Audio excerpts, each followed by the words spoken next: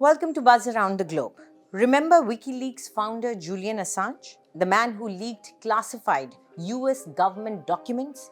In 2010, Wikileaks released a video from a US military helicopter which showed civilians being killed in the Iraqi capital, Baghdad. Wikileaks got thousands of confidential documents supplied by former US Army intelligence analyst Chelsea Manning. Thanks to the document leaks, US military was caught killing civilians in countries like Iraq and Afghanistan. And since then, US has been out for Assange's blood. Julian Assange has been fighting for more than a decade to avoid extradition to the US to face charges. He has been in custody in a high-security London prison since 2019 and previously spent 7 years in self-exile in the Ecuadorian Embassy in London. That was a brief and quick update about the man who shook the US government. But now he won't find out until next month, at the earliest, whether he can challenge extradition to the US on spying charges or if his long legal battle in Britain has run out of rope. Two High Court judges in UK said on Wednesday they would take time to consider their verdict after a 2-day hearing in which Assange's lawyer argued sending him to the United States would risk a flagrant denial of justice. Attorneys for the United States, where Assange has been indicted on espionage charges, said he put innocent lives at risk and went beyond journalism in his bid to solicit, steal, and indiscriminately publish classified US government documents.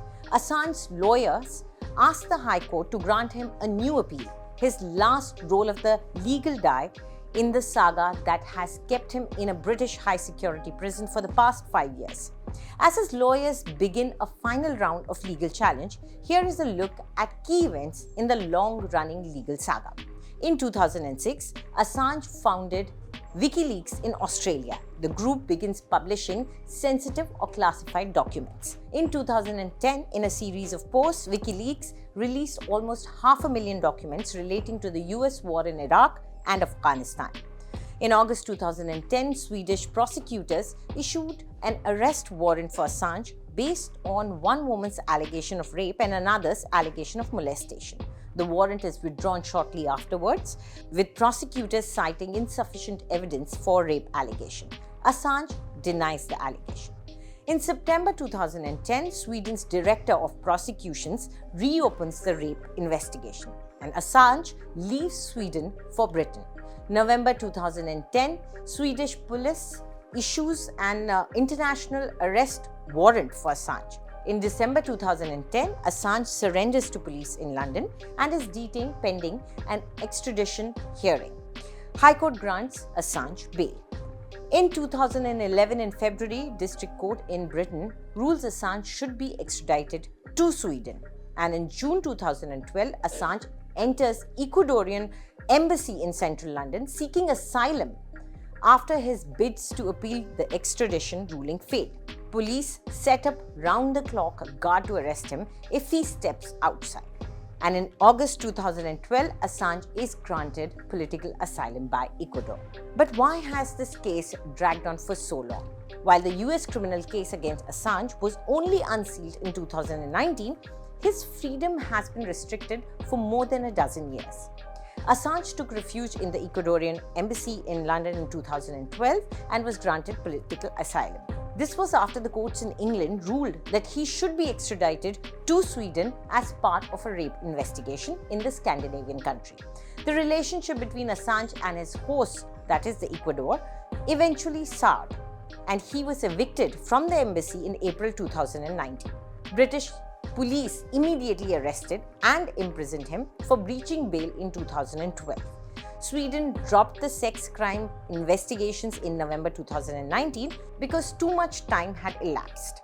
The UK District Court judge rejected the US extradition request in 2021 on the grounds that Julian Assange was likely to kill himself if he was held under harsh US prison conditions.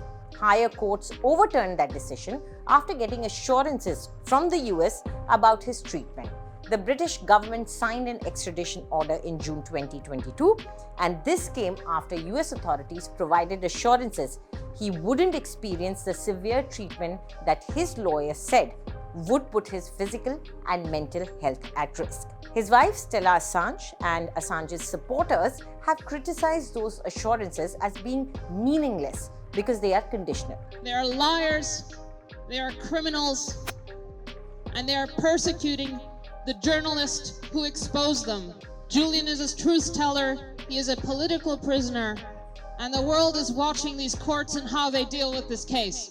Supporters holding Free Julian Assange signs and chanting there is only one decision, no extradition, protested outside the High Court building and also 10 Downing Street.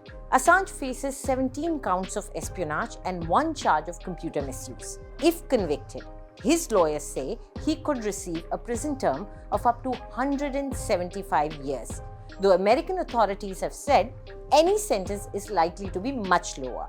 Assange and his supporters argue he acted as a journalist to expose US military wrongdoings and is protected under press freedoms guaranteed by the First Amendment of the US.